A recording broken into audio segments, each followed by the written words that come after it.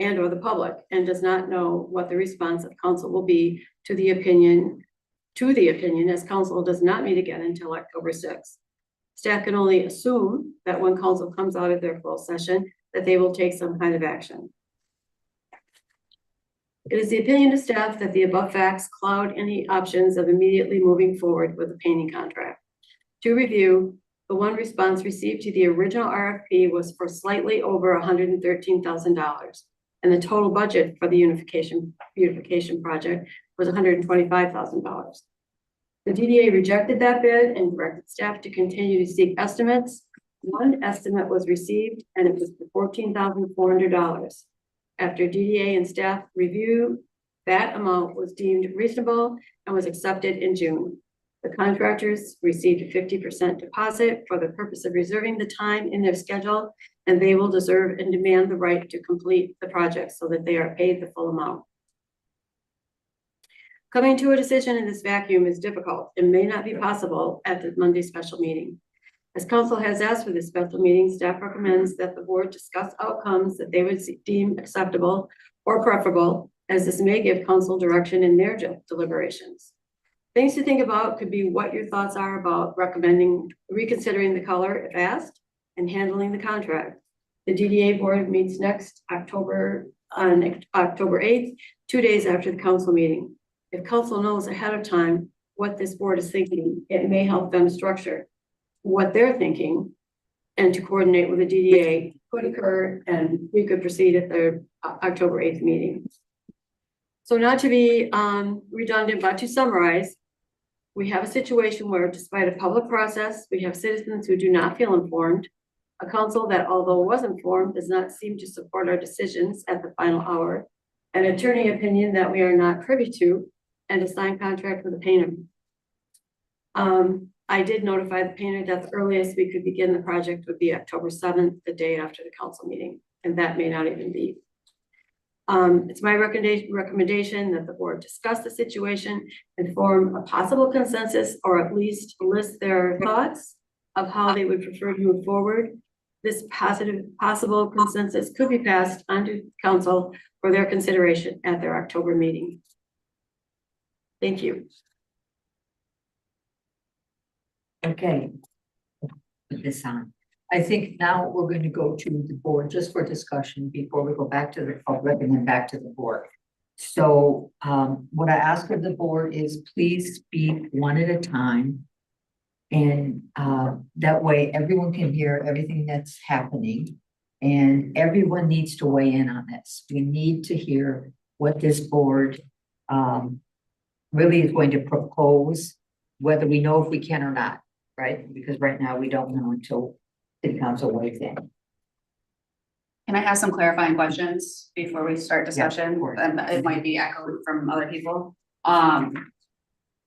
So is there in the contract a penalty for, is there anything stated in our contract of a penalty of obviously not completing? Is there any It is fine print? It says that the contract should be completed by October 30th. Okay. That likely will have to be renegotiated. Okay. My other question is that I know that we had originally talked to DPW at one point about, we hadn't actually gotten a formal quote from them, but we had talked about painting the lamppost. I don't remember the number, but I remember it was, I believe, less than the over $100,000 bid that we had originally been given. From DPW? Yes. Yes, it was, but it was substantially over. Yes, but it was just because a lot of people are saying that possibly our quote is not sufficient enough. Just to clarify that DPW did give us a quote that was significantly lower than the over $100,000 quote that we had been given. And it was a rough quote. It was just an idea, and they didn't know if they had the time to do it. And then I guess I feel like I'm still a little lost in exactly, what council is looking for specifically from us. Like, do they want to just hear what we have to say based off of this? Or is there a certain motion that they're looking for from us? Or I was at the meeting. I was part of the meeting as well. And I listened afterwards, and I'm just quoting what the motion was that they asked. Okay, that we reconsider. And the paint color and the contract. okay, And I think also, to me, now we all listen to the city council meeting, we may be of different opinions, but the color was a concern. But I think the way it was worded is color and process. So the process piece was in there. So, but right now is my thought from that until we get some type of decision from city council, we need to look at the color, right? So, That is color. yeah. I would like to talk about, because I was at the council meeting. Maggie? Oh, sorry about that. I was at the council meeting and I kind of want to go back to process and also an overarching plan. Because if I go to the CIP where we did approve the budget from city council, there was only streetscape beautification, containers, flowers, benches, bikes, trash cans, tree grates. There was nothing about the lamp posts, and especially we have brand new lamp posts that we're going to be painting, and that to me is not maintenance.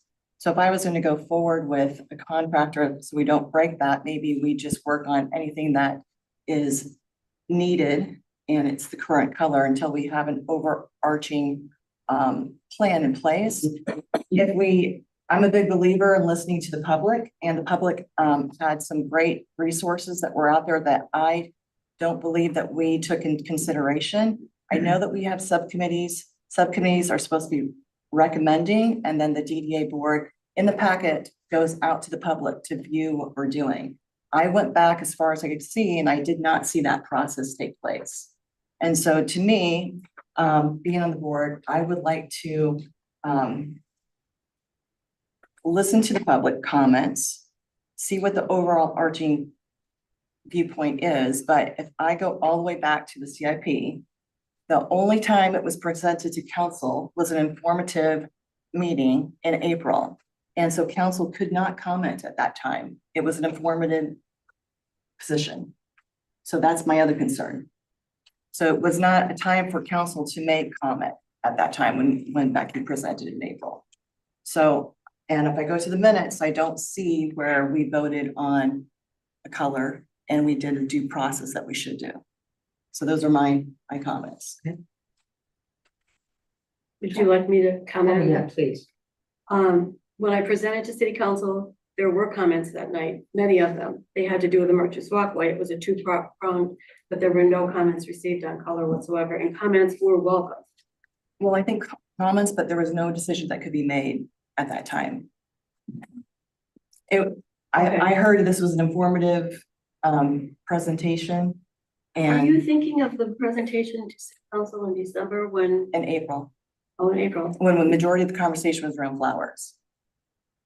right, there were no And so, comments. but if I go back to the budget, when we submitted for CIP to get approval, because that's where this process goes, because once this council approves the budget, we have our own authority. But during that presentation for the budget, there was nothing on there about lampposts. The line item in the budget was for streetscape enhancement. And then there was a description after that And I that looked at talked about some of the enhancements that might be done. right, if you look at the description. I understand. And lamppost, especially with new lampposts, to change the color is not maintenance, and it's an asset that we are changing. That should have been a line item to discuss during a CIP. Because I know the CIP meetings are well attended from people in the public, because we watch parks, for instance, they wanted a splash pad. I know a lot of people raised their hand and said, no, we don't want to be paying for a splash pad. So I think that if I look back at some of the breakdown of communication, that might be where I identified it first. So I'm just wanting to hear from the public what their viewpoints are on this. I can't make a decision on this. I was just giving my information, Right. what I saw. So the public will get to weigh in after the board gets to discuss, so that they can hear what each of us has to say. Board, Tom, anything? I don't feel real strongly about the color, and I think that's what everybody's upset about. I just like to see the public happy with city operations. feel we're doing a good job. This could bounce back at it. We did the wrong color, I think. And what about the process? The process, and it's hard to tell right now. You I know, don't have a problem with the process. Chuck? I want to wait till after I hear from. before I make my comments. Sarah? I think, I mean, the issue I have is we have discussed color at multiple meetings, and I understand the DDA meeting at 8 o'clock in the morning is not the most exciting event that someone may have in their day. But we have talked about it at many, many meetings, and we did go to council, we showed them the color. Obviously, we've slightly changed it, but I think that's being responsible. But I don't like that at the last minute, that is when we start to get negative responses. We have been open, we have discussed this multiple times, and then right at the last minute, and we've seen this happen, and State Road is sort of the same thing. When all the trucks arrived, then everybody got mad. And I think it's this thing of everyone has to be responsible for staying informed, and that's really hard. I can't even stay informed, and I'm, on other things necessarily. And so I get that, but I think that's where also there has to be trust in who you have on the committee and the decisions that we're making. Moving forward. Thank you. Okay, so I prepared something after receiving every single letter that we had received up until this point. There is one that I was missing that was basically just a reiteration, but I obviously want to urge the board and the public to see both sides of the issue. We don't need to live in this awful world that we're living in, where if you're not with us, you're against us, because I'm so sick of it. And I've had a lot of conversations this past month about that. I miss the days of constructive debate when differences of opinion didn't end friendships. We're all entitled to our own views without hating who we disagree with. I want to thank Ty a lot for his emails, his thought, his research, and his comments. I have reminded him that there is an open seat on the DDA currently. Someone with his knowledge and care would be a great fit. During my time on the board, I've seen almost a complete turnover and constant shifts in direction. It's hard to make progress with new members, new opinions join each year. We're accused by some of not doing anything because due process does take years, and by others of not following due process. It can feel like a no-win situation. That's why fact-based constructive feedback is so incredibly valuable. When our Downtown Enhancement Committee open to the public, first Wednesday every month at 9 a.m., a little later than the other ones, a little harder for me because my business opens at 9:30 every day that I have to be at. Began discussing this project that started with practical matters, colors for trash cans, bike racks, benches, and light posts. Easy things that we could fix in town to make things look good for the summer, to get some stuff done around here and really fix things up. Rachel Room from Parks explained how difficult it is to map greens from different suppliers. This is not paint, this is benches and trash cans, things that are actually manufactured in a certain color. And her experience has been, when working with some of the suppliers that we contract with, that you buy a green, you think it's the same green, it's not the same. And you end up having two different, slightly off greens, which is an awful thing. So we decided we were going to do benches and trash cans that black made the most sense. And Becky had noted that when we do lampposts, they can be custom colored as they did in Petoskey, because you can work with a local paint supplier opposed to working with a non-local manufacturer of trash cans. We consider black, but we worried it would feel too urban. Even noting that salt stains show more easily on black and darker surfaces. Green looked very generic, like a lot of towns. We eventually focused on tying in with the downtown signage colors, which were implemented long before any of us were even on the board. Matching those signs required trial and error because colors look different in every light and different screen, as I'm sure you guys have experienced when you see the photo of a color and then you drive by and actually see what it looks like. At first, the chosen hue looked too light, so we shaded it darker. That shade is what you see on the post by the Legion right now, which is what you see right here. Personally, I wasn't really on board with the blue, and I came around to it after seeing this in a friend's house, this photo, where it is actually a metallic photo, metallic color on the lamppost, like a silver. I had really been against the light blue. I thought that blue wasn't really great, but then I saw a metallic color and I actually thought it looked wonderful. And I really think what's more historic and giving a nod to history than a Virgil Haynes photo from the 1950s of Harbor Springs. For perspective, when I started this, I did a very informal poll on everyone that came in my store, including my family members, and I asked them what color the lampposts were downtown, and no one knew the answer. They gave me a ridiculous amount of answers. I mean, people said blue. While we debated colors in our board, we also had to move the project out for bid. With a board that only meets once a month and outdoor projects that are limited by weather and our business season, where we're trying not to impede on the sidewalk and spaces where our businesses have to make money, that's our priority, is supporting them. We have to work on multiple tracks at once. I respect council's decision. If they decide to change our color choice, or if they decide to push back on that, completely respect it. But I really do feel like they should help us recover the funds that we've already spent and the funds that we may be responsible for. We're not hiding anything. The mayor is responsible for updating council on our meetings. I don't feel like the updates have been super accurate on our meetings. I feel like when we did present, and I believe at that presentation, a photo that I photoshopped was given at city council of a blue, which is pretty close to where we actually ended up landing. I believe city council at that time could have asked for us to bring back the color and say, hey, we're maybe not comfortable with this. We'd like to review it. When you guys get closer to deciding on a color, can you guys please bring it back? We would have been happy to do that, 100%. My hope is that the council will step up and help cover the impact of the $13,000 that we are now on the line for after approving it. In truth, if you ask 1,200 people, you would likely get 400 different responses of what color those lampposts should be. Many of us are on the board are available. We are in businesses downtown. We take time out of our business days to talk to people who come in and ask us questions about what's going on the DDA, even when we don't have time to do it. Frankly, the way this board is treated wears me down. I love this town and I give so much of my time to it on top of running my business, yet I've been insulted while planting pots, told our work looks like shit, pardon my language, but this is what was said to me on the street when I had closed my business for the day in order to plant pots.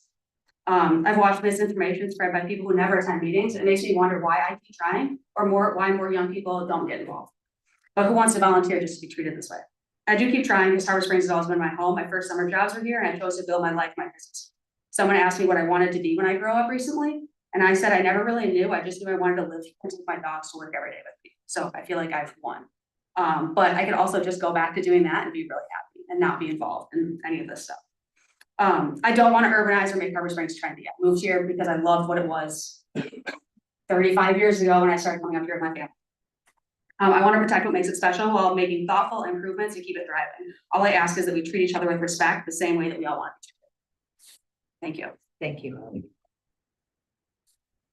Okay, I'll comment and then, like Chuck, I'm going to listen very closely to what the public wants.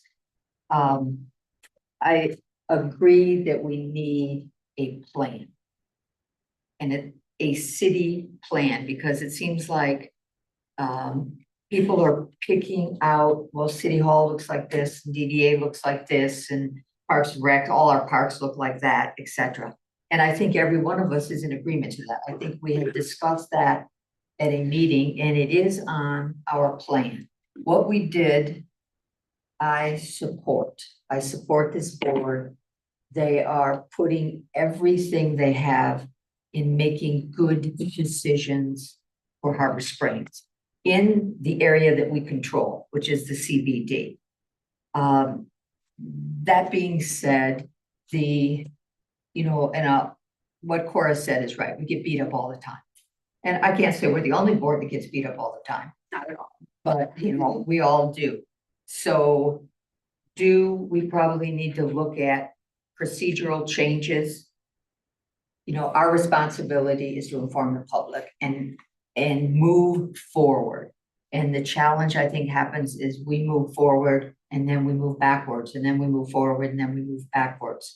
So the paint color for me personally is not an issue. It can be that beautiful blue, it can be black. these are light posts and they're paint, so, you know, I will, at the end, we are going to weigh in. So, I will continue my thoughts once I hear what the public wants. Yep, now we will open it up to public comments on this issue that is at hand. Any comments? Yes, please come up to the, I have to.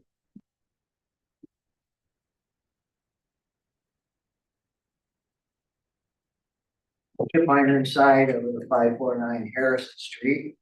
And you have been here for 35 years. I first came to this community about 64 years ago. So you remember that color? Oh, yeah. And I remember what this town, and I've said this before, as a planning community, what this town and how it has evolved. And basically, I've been very pleased my whole life, otherwise I wouldn't be here. But first off, I want to commend everybody on this board. I want to commend everybody on the planning commission board. Do you guys have had notices of when the meetings were, and if the people choose not to come, that's their fault. It's not your fault. And it's very simple to find out when these meetings are, and we all have other things to do. But if you really, really care, it's very simple to find what's going to be on the agenda and that. So I commend you to stand by what you've been doing and literally don't take the crap from everybody, because they're not doing what you're doing and you're not taking the time that you guys took to do this. And I commend you for it. I also will digress a little bit, but I wasn't sure about the pots, but now the planting pots, but I think they're absolutely beautiful. My wife does too. I think it adds to the whole thing of the town. I think it gives a little pizzazz to the town. It looks really, really nice. Now go on to the color. I like this color. I didn't really know that you were going to be doing this on the light poles. And I would assume that I would think that you would take the most time and effort to choose a good color. I personally think you have. Now, I looked at it on the light post. I almost went through every light post downtown to find that color, and I wasn't really sure where the office was. So anyway, we have to come upon it. And I think it looks really, really nice. I don't see why there should be such a complaint. The only thing is that I think that somewhat, you know, everybody that has had that comment, I'd want to ask them, have they gone and looked at the color, or are they just going by when they heard the word blue? I'm an architect. And I think after I read the article in the Harbor Light, I think that the thing that made me want to really look at this, the color, was what Margaret Golden had said. I have a lot of regard for her as an artist who knows color. And I'm going to say, I don't know everybody that's sitting here, your backgrounds, but I know her background. I like her work, and I think she has excellent color taste. And when she digressed a little bit from the blue color and said what the mix of the color is, I think that it described it very nicely to where I wanted to see it. And I'm a little worried that when it got in press and everybody heard the color blue, and I grew up in East Lansing, so I'm a green guy. So but I think that immediately they would think of a brighter color blue. And would I support that? No, I probably wouldn't. But I think this color is very well thought out. And I think it's done very well, and I appreciate the work that you've done on this. We do need, if you just can wrap it up, that'd be great on time. The only thing I would say is I hope that the low bidder understands the quality of work that you're expecting from him, because there's quite a difference in the cost there between what your high was and that. So I would encourage you to really stay on that painter's butt, make sure he does it right, doesn't try to cut corners. That's all. Thank you. Other, Hi, this is, Afternoon. hi, this is Chris Rinker. I'm on Zoom. We're gonna wait, we're gonna do people who are in person on comments first, and then we'll go to Zoom. Okay. Good afternoon, my name is John Sandorsen. Full disclosure, I'm Mark Tweedy's husband. But I point that out so that no one comes back and says, well, you're Mark Tweedy's husband. But I'm not here to discuss or to defend the blue collar strikes. I'm here to discuss the process. I'm a physician, recently retired, 35 years in a corporate structure. I was committee lead on a number of different committees. In fact, I was a committee leader, chair of a very important committee that got us helped get us through the COVID pandemic. But mind you, this committee represented multiple people from every hospital and system, so I understand governance. You can never govern by public outcry. This is the first lesson I learned. There will always be people who disagree. And sometimes the smallest minority will have the loudest voice because they believe they know better. And that's never the way to govern. Even in a hospital committee where there were respected members of the physician community, there would occasionally outcry, why did you make this decision? Well, did you attend the meetings? Did you listen to the discussions? And the answer was typically no. They only show up for meetings when they have a bone to pick. That's when the outcry became no. So the best governance is when you have a handful of people with someone in charge and held accountable, making decisions. When you rely on public opinion, you end up, well, first of all, let's look around town and say, do you think everyone in town has a great sense of color and style? In any town, in any city in America? I don't think so. I don't think most people really have a clue. So public opinion is not the best way to pick this. You need to have a dedicated number of people with accountable leadership making informed decisions. When you make the process too open, you can end up with some horrible decisions. Let me give you one anecdote. About 35 years ago, the city of Seattle had a new ferry going from Seattle to one of the islands or something. They decided rather than have city council make the decisions, they were going to open it to public opinion and they held a city. Well, and I will apologize in advance, but by far big margin, the public outcry for the public name for the new ferry was Bruce. Why was it Bruce? Because at the time, ferry was a pejorative term for homosexual, and Bruce was a very common name associated with homosexuals. So the public outcry was to name this ferry Bruce. Well, needless to say, the city council override it and gave it a very pedantic name. So that's a great example of making decisions by public opinion. And I look at some of the decisions about what color is used. Well, copper was brought up, black has been brought up, green is brought up. Why black? And one of the reasons for naming black was that's Petoskey head. Well, is the gold to look as pretty as Petoskey? I don't think so.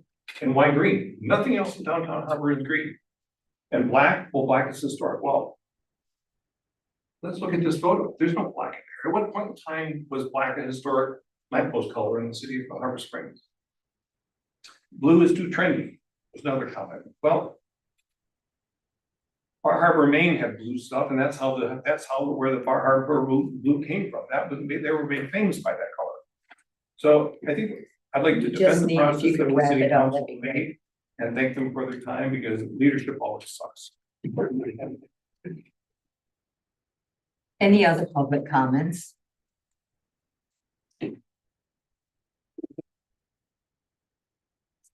Good afternoon. I want to thank everyone on the committee because I've been on committees in the past and I know how difficult it is. I'm going to introduce myself. My name is Kathy Neff-Seegers. I've had a Harbor Springs address since 1979. I've worked in downtown Harbor Springs since 1989, first as the vice president at First Community Bank, head of their real estate lending department. And for the last 20 years, I've been a retailer in town. My business is Julietta E. Romeo. I sell cigars and ladies' jewelry and accessories. I am a seasonal business, I understand that, but I've spent enough winters here. I just deserve to go to Florida now. I have to admit that I don't keep up with the DDA information. I'm too busy in my own world. running my business and taking care of things at my home. But I discovered about the paint color about 2 weeks ago. And I oppose the color. And the reason being, I was told that the reason for the color was so that when people drove into town, they saw the beautiful blue.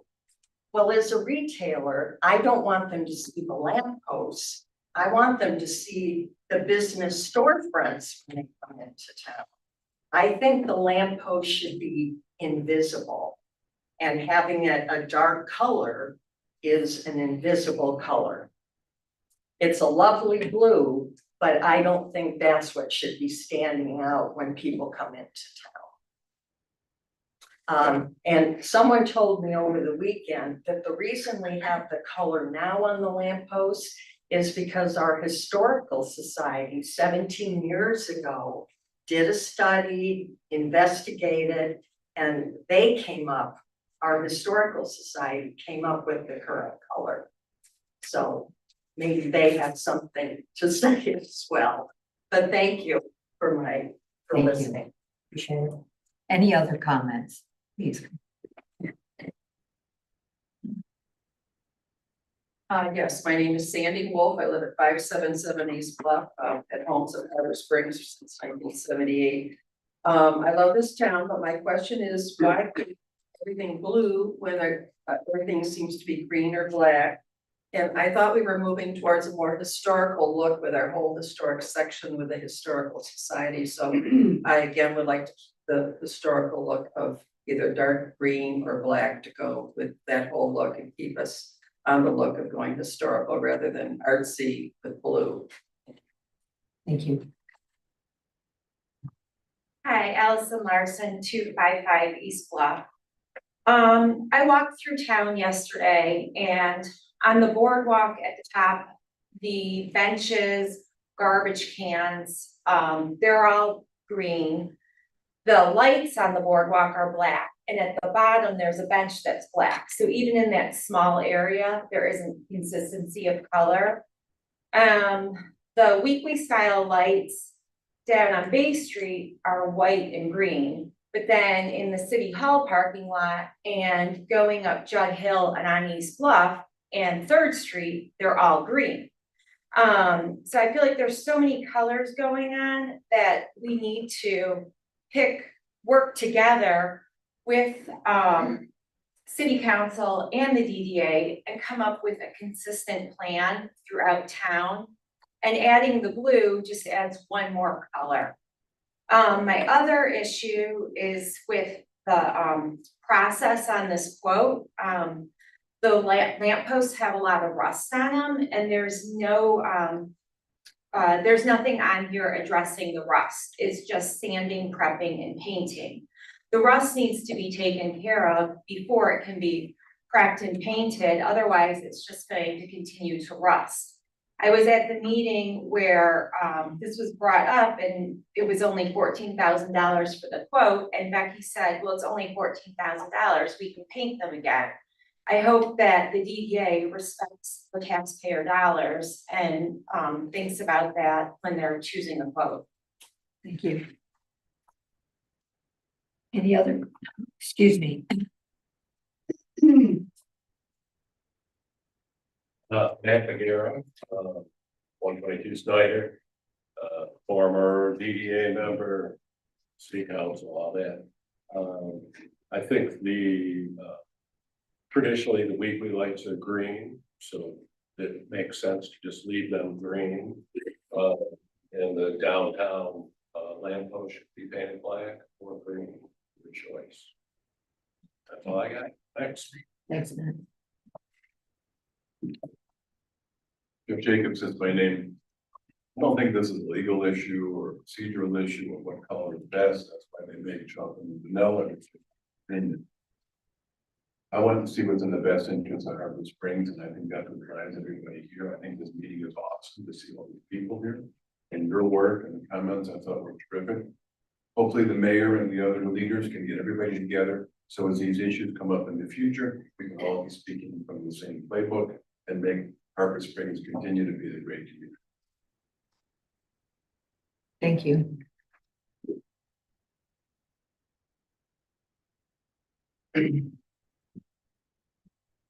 Steve Nolan, I'm here on behalf of myself and my mother-in-law, Margie Smith. And DDAs have a very important role to play in the beautification of communities. I've seen the work they've done throughout the state of Michigan, and they've done a wonderful job. And I know that it's difficult, very difficult, to decorate by committee, very, very difficult. But you have people here that are expressing their concerns and reservations about the color of the lamppost. I agree with the business owner that says that's a distract. I could see that being a distraction coming into town. You're not seeing the beautiful charm of the city. Your eyes go straight to the lamppost.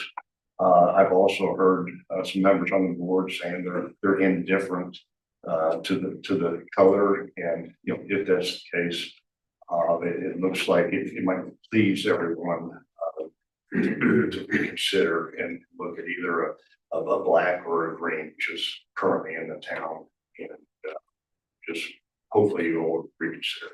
Thank you. Thank you. Any more comments from the public in the room? Dan.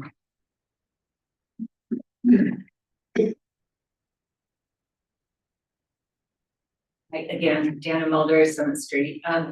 I just wanted to reiterate, I agree with whoever said, that we should not be making decisions based on, public outcry or whatever. Maybe not just by 9 people either. And I would go back to my recommendation that DDA hire a consultant. And they have great capabilities to come up with graphics to show like this is what black lamppost would look like from a million different angles. And the same thing with dark green. And that way we're not sort of guessing which is going to look best. You could show blue too, to get an idea for that. And you would see here all the colors of the storefronts and how do these lamppost colors work with that. And they would also master plan would also help with how to coordinate all the colors. As everybody said, one color at City Hall, one in parks, on the boardwalk. So I think it'd be a great way to tie everything together. I don't think it'd be a tremendous amount of money to have, let's say Beckett and Ray or even come in and talk to you about the benefits of having a plan. Thank you. Thanks. Any other comments before we go to Zoom? Dave McVicker, I live in Pleasant Township, been here since I was 5, so that's like 1960. I think, Maggie had a good point that whether this was a maintenance issue or not, I don't think we should change color just for the sake of changing color. I think you need to use your resources functionally and reduce waste and with time, money, and materials as much as we can in today's world, because there is a lot of excessive waste. I just talked to Victor the other day about trying to find a way to repurpose the roof off of the building that they're redoing down at the marina. And there's a lot of people that could use that roof for shelters and stuff instead of it just being torn apart and thrown in a landfill. Just little things like that. And there's plenty of people that would take that off our hands. But back to the lamppost, I don't necessarily feel that it all has to be continuous for the entire area. Like she said, coming down from the, you don't really notice it until you're looking for it. So, and I agree also with the retail people here that you don't want to draw attention to lampposts. They should be invisible. They're just providing light. And if they need to be cleaned up, rust removed, and maintained to maintain their integrity, that's one thing. But just to change the color for changing the color, I don't think that's a very good use of resources. So I haven't had any problem with the light posts, and like that picture shows, that's how I remember it. And they're authentic and historic. And I think it should remain that way and not become something that has to be so matchy. Because originally, when everybody came to Harbor Springs, they're trying to change why they came here and make it like a country club or where they came from. Instead of why they came here is because it was quaint, non-assuming, and simple, stupid. And then once they get here, they want to change it. It's like, you know, the people with the barge have to put the crane down every night just because of somebody's vanity, because they don't want to look at a crane. Well, then don't look at the crane. You know, if you don't like the crane, don't look at it. Look over there. There's plenty of beautiful scenery over there and over there. And, you know, sometimes we gotta tell people that maybe this isn't the community for you if you don't like a crane, if you don't like church bells, if you don't like a noon whistle. Maybe there's another place that you'd like better instead of coming here and trying to change, you know, what Harbor Springs is. Thank you. Thank you. Please come on up.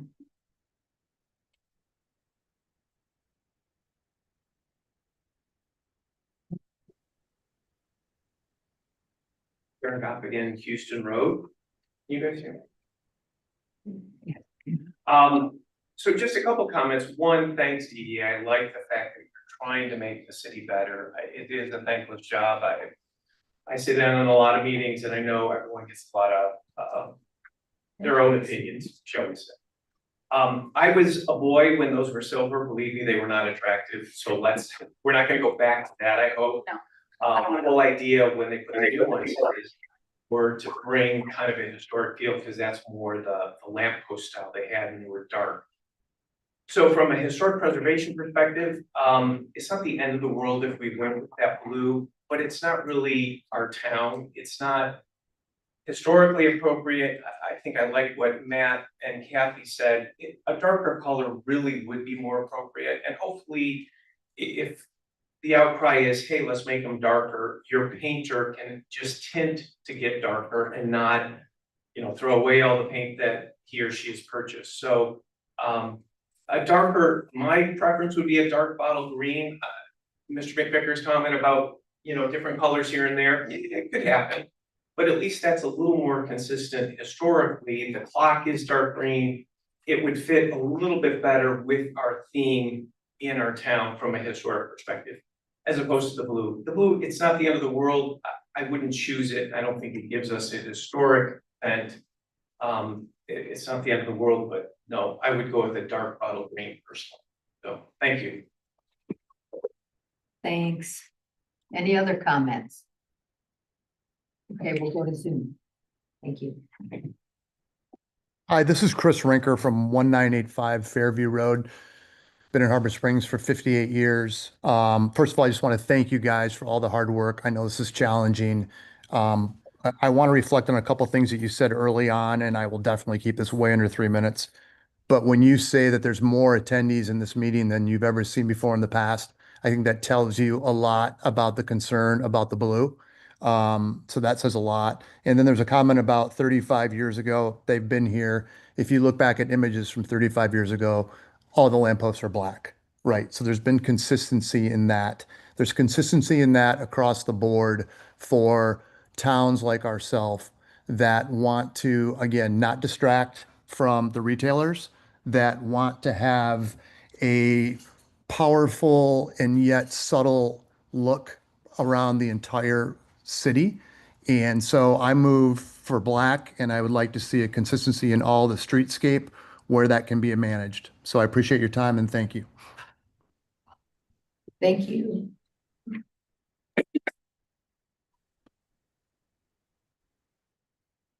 We have a show of hands if someone wants to raise a hand if they want to speak on Zoom, or else we will close public comment.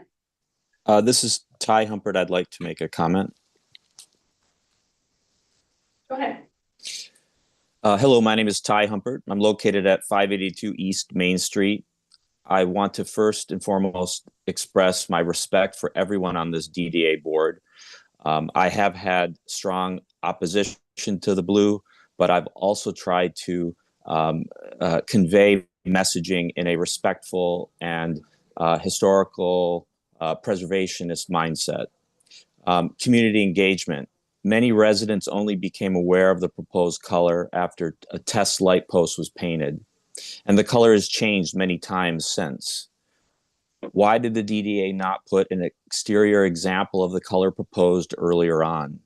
For a highly visible and permanent change in our historic downtown, broader public input should have been actively sought, and participation beyond suggestions like, well, attend a meeting or follow up with multiple meeting agendas and meeting minutes. An entire light post could have been painted with the final color under consideration for feedback, or even better, 3 top colors could have been displayed, such as dark green, gloss black, the final blue that the DDA was proposing. One could have argued also that the color remained the same as it is today, and they just needed refreshing. Transparency in color selection. Branding palettes designed for brochures or wayfinding signs should not automatically dictate the color of civic infrastructure. The fact that darker tones are now being tested and adding black to the color suggests there is uncertainty and that the original choice was problematic. The memorandum shared earlier noted that their initial bid was $113,000, but it was rejected, and the $14,400 bid was accepted. Such a drastic difference raises questions about project scope and quality. In selecting the lower bid, were appropriate materials and long-term maintenance considerations included? What about the remediation of the rust and to be properly removed? Aesthetic and durability standards should not be compromised for cost savings. Preservation standards. Historic preservation best practices emphasize compatibility with the architectural character of a place. Gloss black or dark green are historically documented finishes for cast iron lampposts.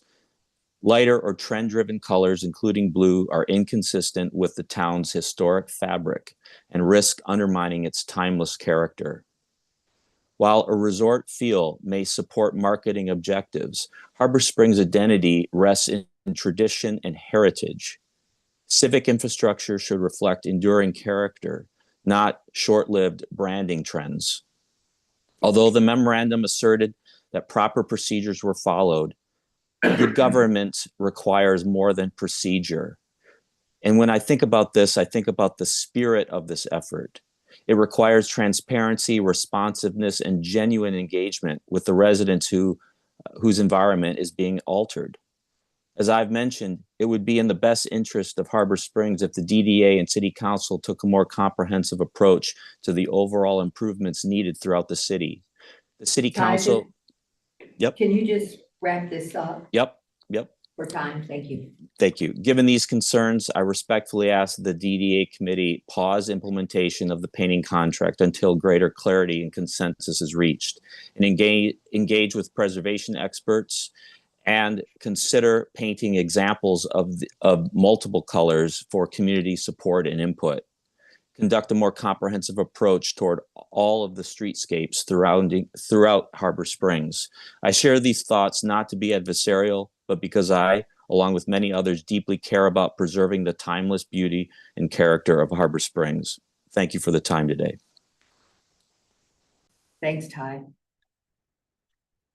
Karen, go ahead. You guys can hear me? Yep. Great, thank you. I want to go back to what Maggie was saying. I attended most of the DDA meetings, and I found them to be really interesting. There weren't a lot of follow-ups on the color. We did discuss color, but Maggie's points of view about the process, I think if we were to consider the process, right now, we wouldn't sort of be in this little bit of a quandary. So I'd like to reconsider the color for the board and to reconsider negotiating with the painters' work.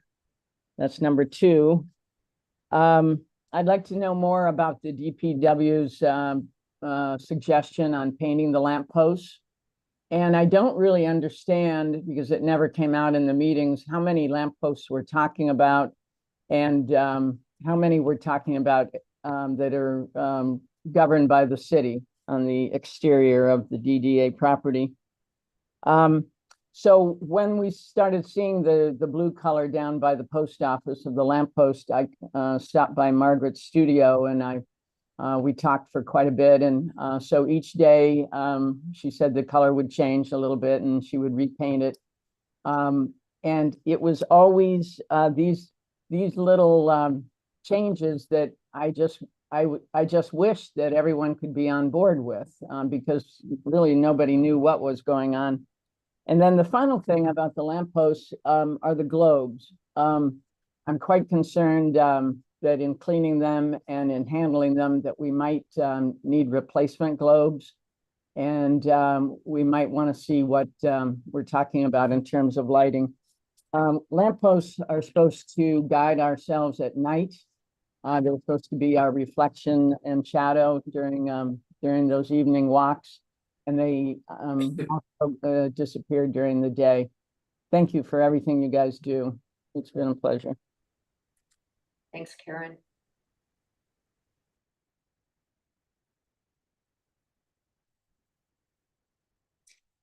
Anyone else on Zoom?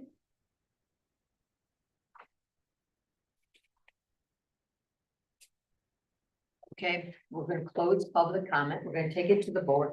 Thank you all for your open and honest feedback. We do appreciate it. Okay,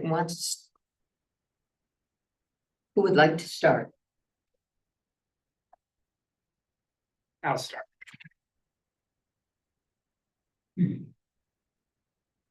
Couple of things that we as a board have done, and I'm not sure the public is really aware.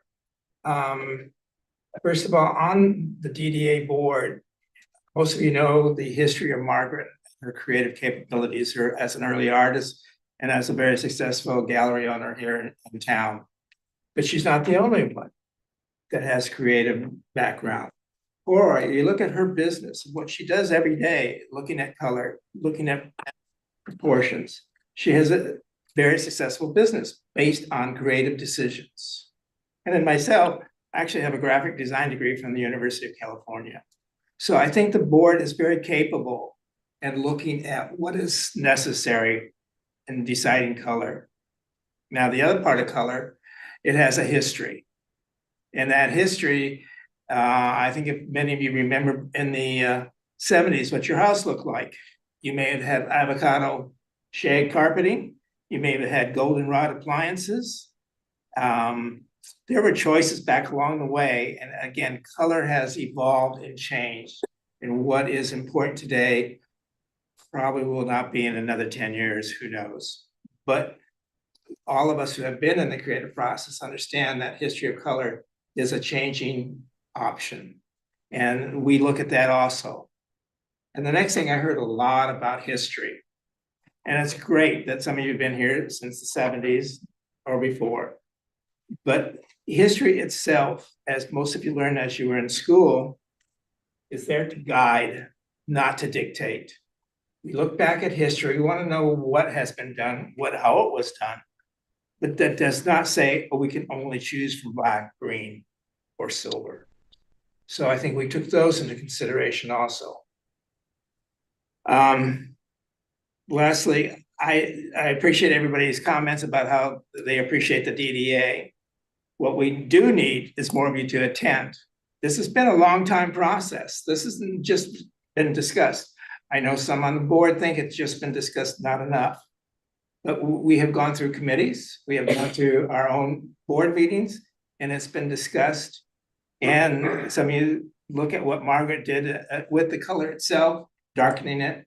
It's been an evolving process, and that's healthy. And that's what you want your DDA board to do. That's it. Thanks, Jim. Anyone else?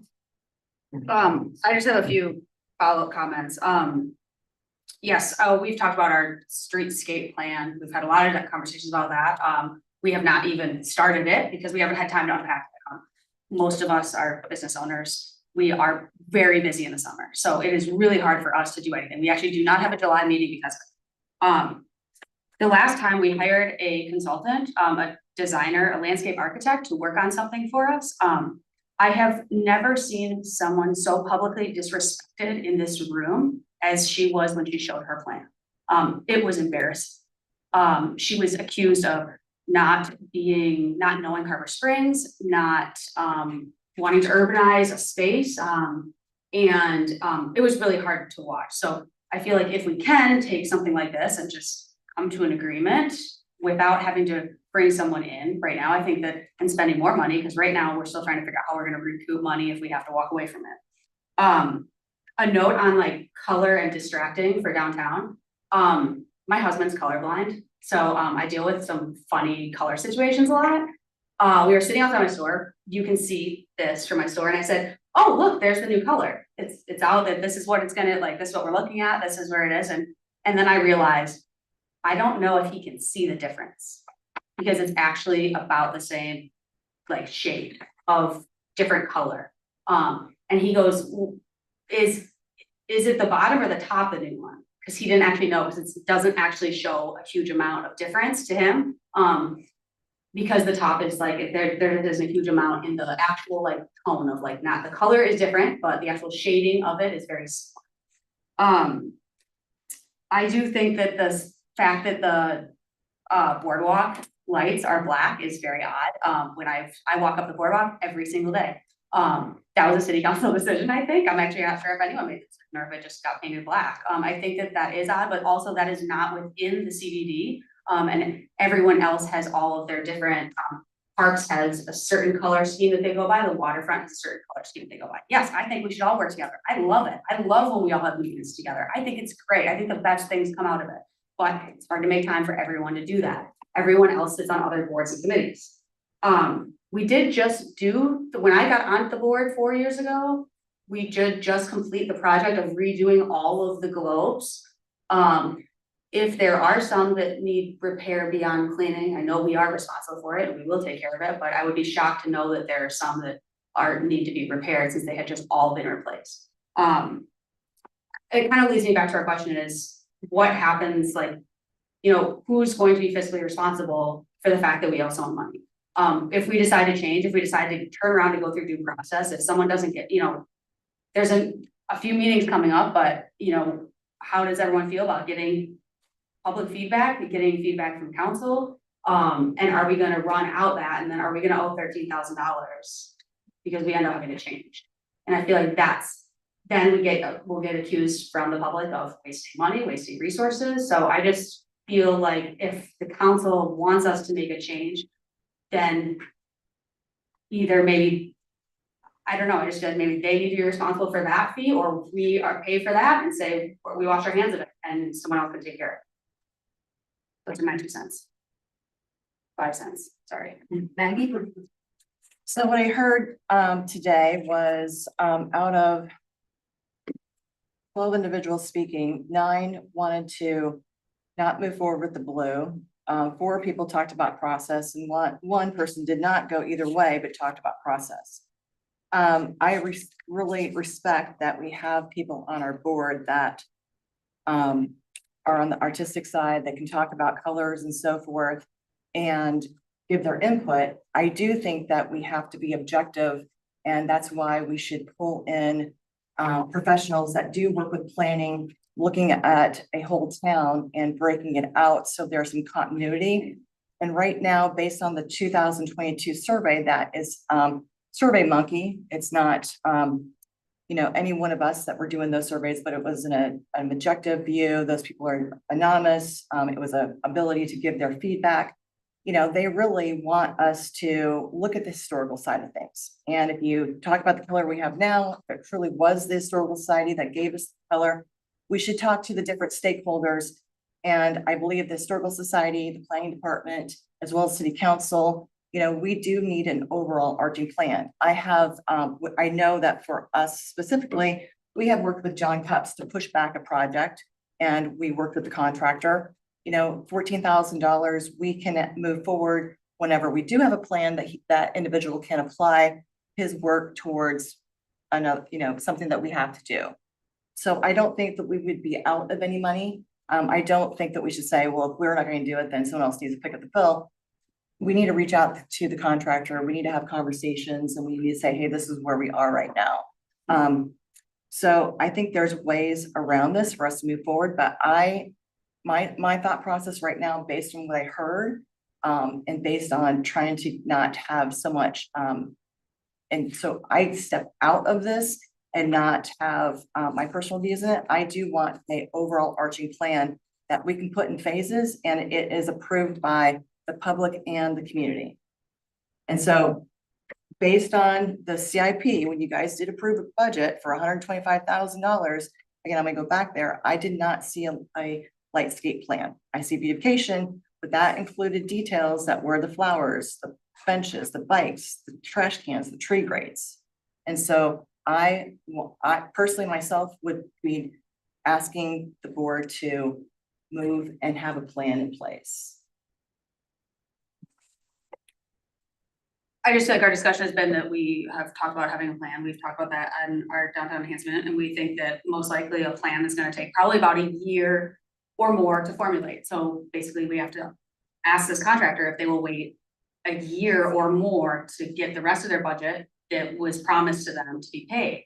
And I just feel like that's kind of, because we're gonna form the whole plan, we're gonna form the whole plan, it's gonna be a whole streetscape, it's gonna be every little thing, it's gonna be every light that we actually can paint. And it's gonna be having joint meetings to see if we would like to work with, the waterfront commission and parks and see what we can all do together, work with city council. And in order to coordinate all those meetings, I think a year is not really attainable goal even.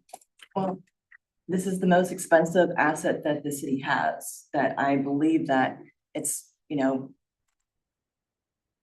I don't think moving forward for $14,000 is a due diligence on what has to take place. The new lampposts that we have on Third Street, there's 3 different pieces. And if I was going to be working with a painter, I would want to make sure that they are not going to seize up threads that break those posts apart. And for $14,000, how you have to move fast, you have to, when do you say all the details? It's way too much for $14,000 with a painter like that. So I believe we're taking more of a risk by moving forward versus having a plan that's in place. It's not up to me to comment on opinions on this, but I would like to clarify some of the points that were made. That's okay. I think that not enough has been said about the fact that in a city, you brand your districts. You have a waterfront district, perhaps, you have a park district, you have a residential district, and those districts brand themselves. Only district that we can have, the DDA can have any say over, is the DDA district. And that's the only place we can spend money. So this is an effort to brand our downtown.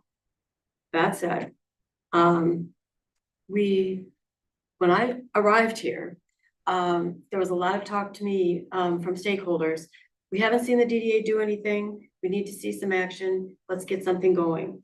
So I took that as direction as to try and do some quick things.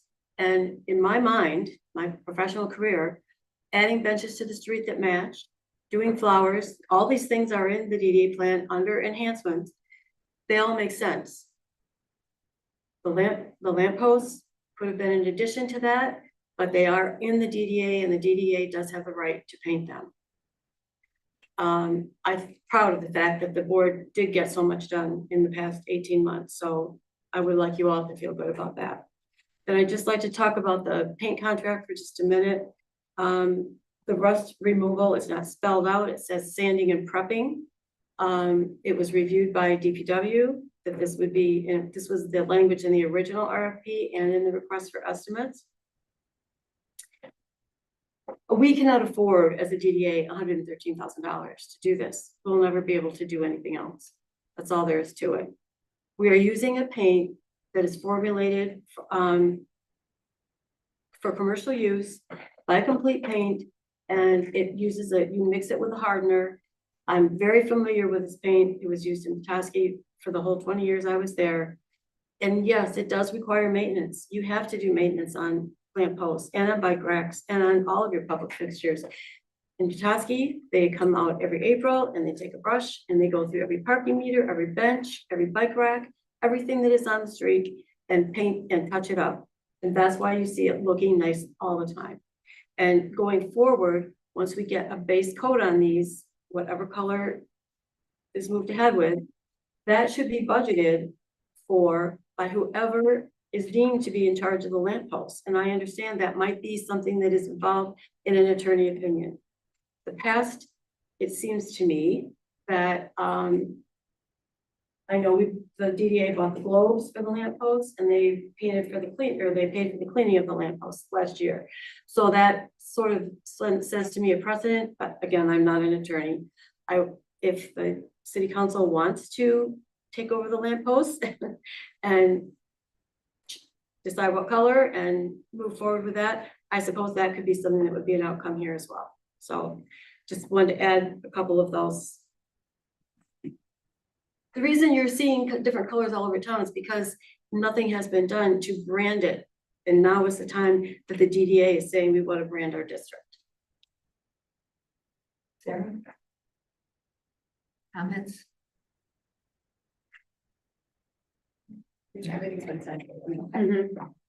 Tom? I think we've kicked it around enough. I think the decision ought to be made or recommended. Okay. So what the city council is asking is that the board bring together a consensus, because there's a lot of unknowns right now on the paint. Oh, so, we have to, because here's what we think they want, I mean, our board and Becky, that it'll give them something to go on when they come out of their meeting with Raymond. So we may or may not be privy to anything that goes on there. So we just need to, what are our options? Hold off, paint them blue, paint them black. So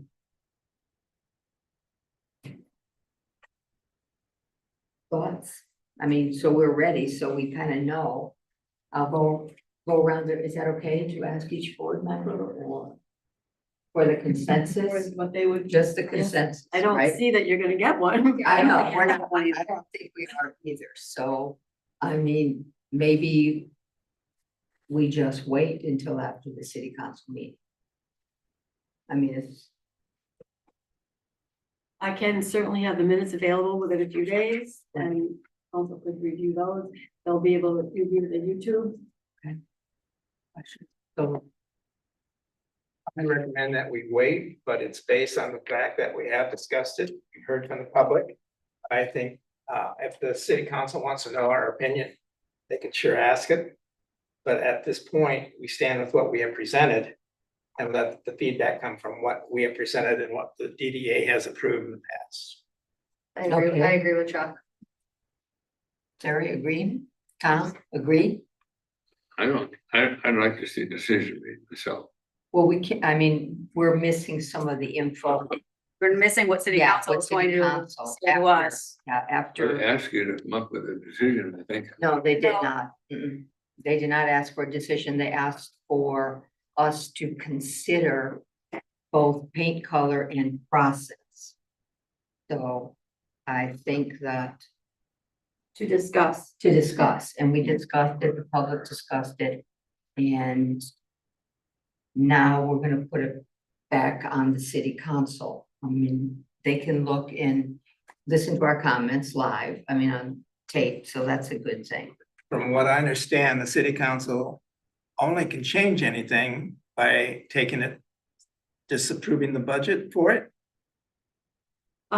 They are not supposed to, yes, that's the bottom. That's their option. So the option is it goes forward as presented and approved by the DDA board.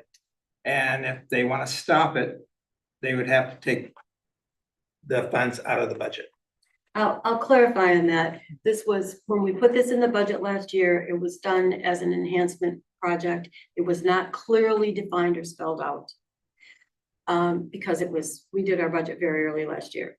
So they did approve that amount of money for us to do an enhancement project. Didn't ask for details. We didn't have details had they asked.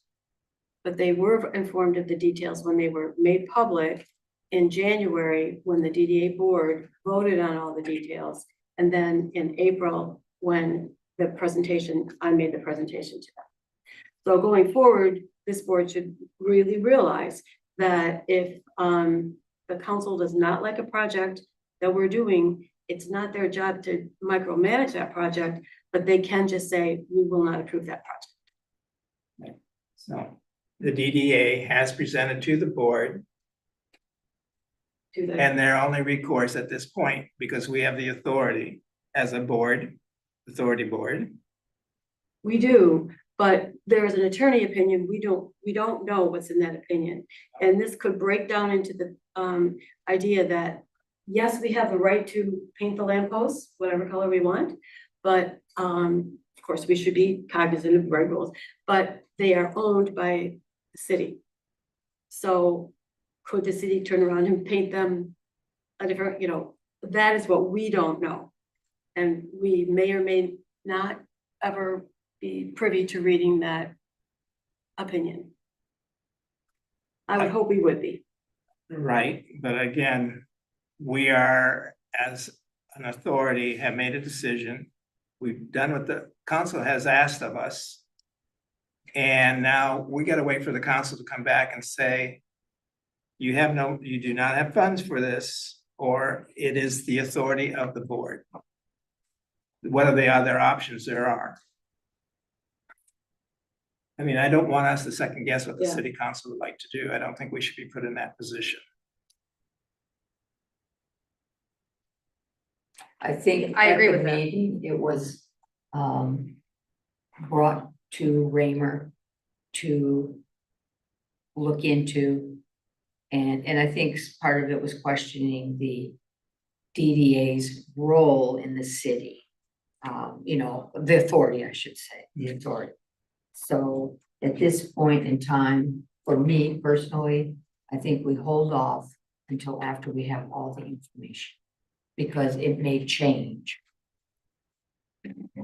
I do believe that we should not go forward with painting. I don't want to do anything in that regard. Right, that's what I mean. I don't think Based on anyone's what we heard from the public and what the Yeah. question that the council has, I think at this point, we go on hold until we get further clarification.